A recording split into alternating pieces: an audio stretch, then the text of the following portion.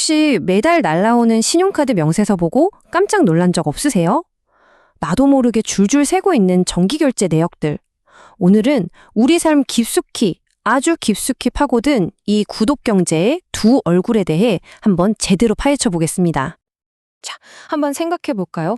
매일 반 보는 넷플릭스 같은 스트리밍 서비스, 또 새벽 배송을 책임지는 쇼핑 멤버십, 요즘엔 일할 때 없이면 안 되는 AI 서비스까지. 과연 우리 삶은 이 구독이라는 거에 얼마나 잠식되어 있을까요? 흔히 구독이라고 하면 넷플릭스나 스포티파이 같은 걸 떠올리시죠? 근데 그건 정말 빙산의 일각에 불과해요. 이제 구독은 단순히 미디어를 소비하는 걸 넘어서 우리가 물건을 소유하는 방식 자체를 아예 뿌리부터 뒤흔들고 있습니다. 그 거대한 변화, 지금부터 한번 보시죠. 소비의 패러다임이 뭐랄까 완전히 뒤바뀌어 버린 거죠. 예전에는 큰 돈을 들여서 물건을 소유했다면 이제는 매달 적은 돈을 내고 서비스에 접근하는 시대로 넘어온 겁니다. 당장 목돈이 안 들어가니까 좋긴 한데 대신 우리는 더 이상 어떤 것도 영원히 가질 수 없게 됐어요. 기업이 서비스를 딱 중단해버리면 우리의 모든 경험도 거기서 그냥 끝인 거죠. 이런 거대한 변화는 그냥 소비 트렌드 정도가 아니에요. 지금 이 시장에는 어마어마한 돈이 몰려들고 있거든요. 그야말로 골드러시입니다. 기업들이 왜 그렇게 필사적으로 우리를 구독자로 만들려고 하는지 그 경제적인 규모를 들여다보면 이유가 아주 명확해집니다. 1조 5천억 달러. 우리 돈으로 환산하면 거의 2천조 원에 가까운 돈입니다. 이게 바로 2025년에 예상되는 구독 경제의 시장 규모예요. 매년 18%씩 쑥쑥 크고 있는데 이게 얼마나 빠른 속도냐면요. 우리가 엄청 크다고 생각하는 디지털 광고 시장보다 거의 2배나 빠른 속도로 팽창하고 있는 겁니다. 그리고 이 거대한 판을 움직이는 선수들이 바로 이 매그니피선트 7입니다. 이 기술 대기업들은요, 구독을 가장 강력한 무기로 써서 그 누구도 빠져나갈 수 없는 아주 견고한 자신들만의 제국을 만들어가고 있어요. 구글 CEO 순다르 피차이가 한 이 말은 굉장히 의미심장합니다. 세계 최다의 광고 회사가 이제는 광고 수익이 아니라 바로 이 구독에서 미래를 보고 있다는 아주 명백한 신호거든요. 이제 구독은 선택이 아니라 기업들의 생존 필수 조건이 된 셈이죠. 아니 근데 도대체 뭐가 우리를 이렇게 구독에 푹 빠지게 만든 걸까요? 단순히 편리하다 뭐 이런 이유만은 아닐 겁니다. 소비자가 원하는 것과 기업이 노리는 것, 그 둘의 이해관계가 기가 막히게 맞아떨어진 지점이 있거든요. 지금부터 그걸 한번 파헤쳐 보겠습니다. 핵심 키워드는 바로 시성비입니다. 시간 대비 성능. 특히 Z세대에게는요, 시간은 돈보다 더 중요하거든요. 예를 들어 수많은 영화 중에 뭘 볼지 고민하면서 시간을 버리느니 그냥 넷플릭스가 딱 추천해주는 걸 바로 보는 게 낫다는 거죠. 이렇게 선택의 필요를 확 줄여주는 구독 서비스는 이들에게 정말 완벽한 해결책이었던 겁니다. 자, 그럼 기업 입장에서 한번 볼까요? 기업에게 구독은 뭐랄까 거의 황금알은 낳는 거위나 다름없습니다. 가전제품 하나 팔아서 남기는 이익은 고작 3에서 5% 정도인데 구독 서비스는 10%가 넘는 이익을 그것도 꾸준히 가져다 주거든요. 한 번 팔고 끝이 아니라 매달 안정적으로 돈이 들어오는 마법 같은 비즈니스 모델인 거죠.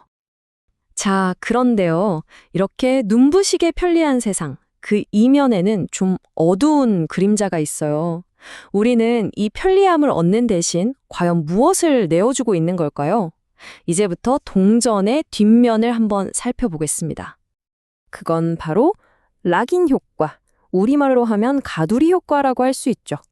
생각해보면 어느새 내 모든 사진은 구글 포토에, 내 음악 플레이리스트는 전부 스포티파이에 차곡차곡 쌓여있잖아요. 이제 와서 다른 서비스로 옮기려고 하니까 그동안 쌓아온 이 모든 걸 포기해야 하는 거예요.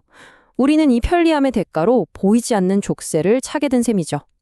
그리고 기업들은 바로 이 점을 너무나도 잘 알고 있습니다. 최근에 있었던 쿠팡 와우 멤버십이나 유튜브 프리미엄의 대대적인 가격 인상이 바로 그 증거죠. 어차피 당신들 우리 서비스 없으면 불편해서 못 살걸.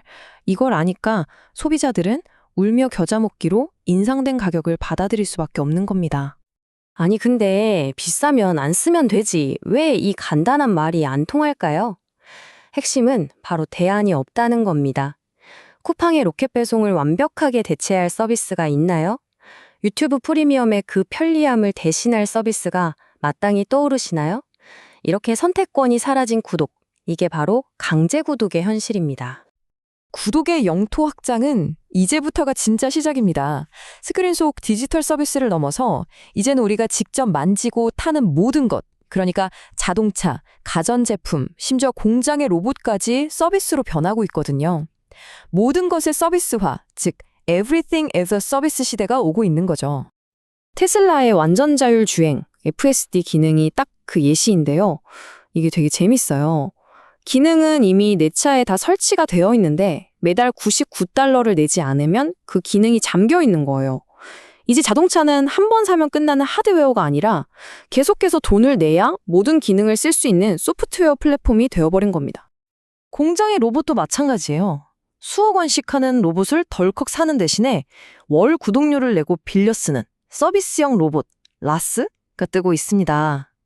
덕분에 중소기업도 최신 로봇 기술을 큰 부담 없이 도입할 수 있고요. 업데이트나 관리까지 알아서 다 해주니까 편하죠. 물론 아직은 전체 로봇 시장에서 RIAS가 차지하는 비중이 한 7% 정도로 작아 보이긴 하죠. 하지만 전문가들은 이 성장세가 곧 폭발적으로 변할 거라고 다들 입을 모으고 있습니다. 결국 우리가 사는 세상의 거의 모든 것이 구독의 대상이 될 거라는 강력한 신호죠. 시장이 이렇게 커지니까 이제 기업들 사이에서는 한 명의 구독자라도 더 뺏어오기 위한 총성 없는 전쟁, 말 그대로 구독 전쟁이 벌어지고 있습니다. 이 전쟁에서 이기기 위해 기업들은 과연 어떤 무기를 쓰고 있을까요? 이 전쟁의 전략은 크게 두 가지로 나뉘는데요. 우리나라 이커머스 시장의 두 거인, 쿠팡이랑 네이버를 보면 이게 아주 명확하게 보입니다. 쿠팡은 배송부터 OTT까지 모든 걸 직접 컨트롤하는 높은 성벽을 쌓고 있고요. 반면에 네이버는 다양한 파트너들이랑 손을 잡고 거대한 네트워크를 만드는 방식을 택했습니다. 전략이 뭐든 간에 결국 목표는 단 하나입니다. 바로 멤버십을 확보하는 거죠. 현대 비즈니스에서 공장이나 건물 같은 물리적인 자산보다 더 가치 있는 건 바로 매달 기꺼이 돈을 내는 충성스러운 구독자 군단입니다. 그래서 우리는 다시 맨 처음의 질문으로 돌아오게 됩니다. 이 편리하기 짝이 없는 구독의 시대에 우리는 과연 똑똑한 선택을 하는 고객일까요? 아니면 선택의 자유를 저당 잡힌 채 갇혀버린 포로일까요? 여러분의 신용카드 명세서를 다시 한번 들여다보면서 곰곰이 생각해볼 문제가 아닐까 싶네요.